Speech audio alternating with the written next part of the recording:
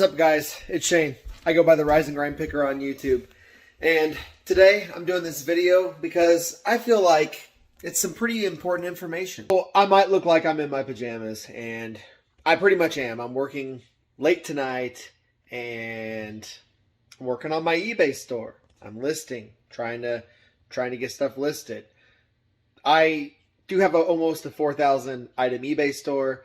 And in the last 90 days, I've sold 890 or 875, 880 items, something like that. So I think a lot of new resellers wonder, okay, how do I go about reselling? How do I go about making money? It looks like YouTube and YouTubers make it look so easy.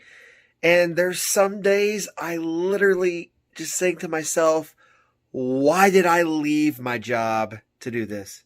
Why did I quit my job to do this? Why? So a lot of YouTube resellers make it look so easy, and how full-time selling and being a full-time reseller is very easy, and it is not.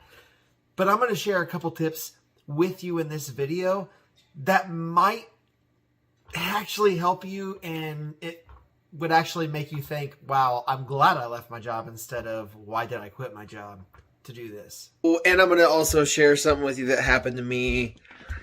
Well, happened to me actually a couple days ago, and I'm going to share that with you at the end of this video, so stay tuned to the whole video, because this is like it was almost like a scam. And oh, sorry, I have dog slobber on my shirt. I have a Great Dane. She slobbers all over me. Anyways, it was totally a scam, and I want to kind of share this with you, so stay tuned to the end of the video, and also give this a thumbs up, and let's get to the tips. Okay, I'm going to go over here and I'm going to give you my first pro tip. And my first pro tip is I buy a lot of deals in bulk. And that means I just buy a lot of stuff. Now, I don't have very good lighting over here, but this is all stuff I don't want to sell on eBay. So it's all stuff like I go to auctions, or maybe at an estate sale or a yard sale, and I make tons of piles, and sometimes I buy a couple bad things in the piles, or I literally just buy a ton. You know, I buy a whole lot and maybe sell 10 things on eBay, and then the rest of it, if it's like super low dollar, I will lot up in these lots right here and actually take to a local auction house, and they will consign the goods for sale. So they make 30% and I keep the rest. Typically, everything that you see here is already paid for and pretty much profited on. Like all those glass jars I bought in one huge lot for one jar, and I sold it for like $60. And then the rest of them, I paid $1. So I paid $1 at an auction for the whole lot. I sold one jar for $60, and then the rest I'm just going to take to the auction house. And hopefully, some person will bid $8 to $10 on them, or maybe $7. But I fill this area up, and then I load it up in my van and take it to the consignment auction house. And I just literally Googled auction houses and called around and asked them if they took consignment, if they did consignment auctions. Tip number 2, don't grow too fast. If you are in your house, start off small, start off listing a few items a day. Do not grow too fast. If you grow too fast, you're going to get your inventory all messed up. You're going to get a lot of stuff messed up. I've been doing this since 2006. I did not buy a warehouse until this year, 2021. So don't grow too fast. Take your time. And, I always set a listing goal for myself. So maybe you could list 5 a day. I list 30 a day, but you don't have to. I just do because I am soon going to have an employee. I have a lot of overhead. So I have to make money. So I have a lot of overhead, but just set a goal for yourself, 5 a day or 6 a day or 8 a day, and hold yourself accountable to that. But that would be like my number one tip is don't grow too fast. And if you're going to quit your job, don't quit your job until you get at least a year of salary saved up in the bank. Tip number 3, finally we're on number 3. Have an inventory system that you can keep track of your items, because I did not when I first started, and I finally found 2 concert t-shirts that were the exact same vintage concert t-shirt, and they were a different size. So I had to think of an inventory system. So I came up with this one, which is labeled numbered bins A1 through 100. Or you could do 1 through 1,000, whatever you want to do. B, C, D, in the numbers between it, like A22, A21. And then I number my items in every bin. So that's another good way to actually keep track of your inventory, instead of putting it on a shelf and not numbering it, because you're probably going to lose it. This inventory system has saved me.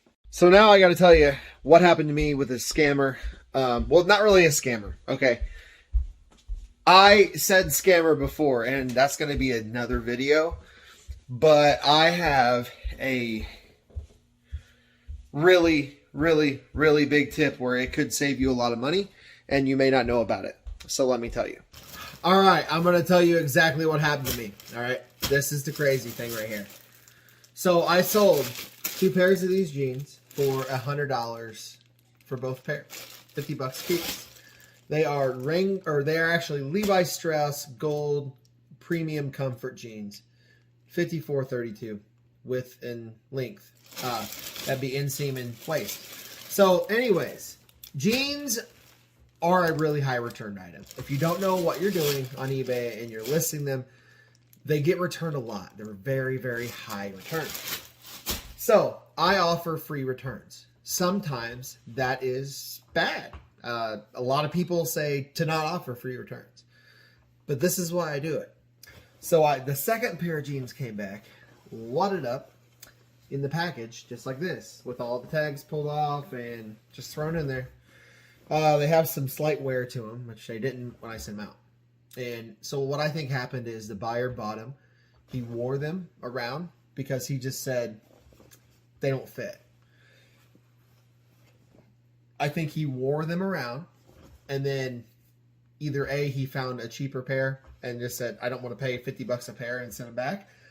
Well, he took the tags off, and it was even a little stain right down here. And I'm like, these look worn for at least a day, right? So I went ahead, and since I offer free returns, eBay allows me to deduct if the item does not come back in the original condition, and that is a eBay standard. So I deducted 40% because they're used. They're not new anymore.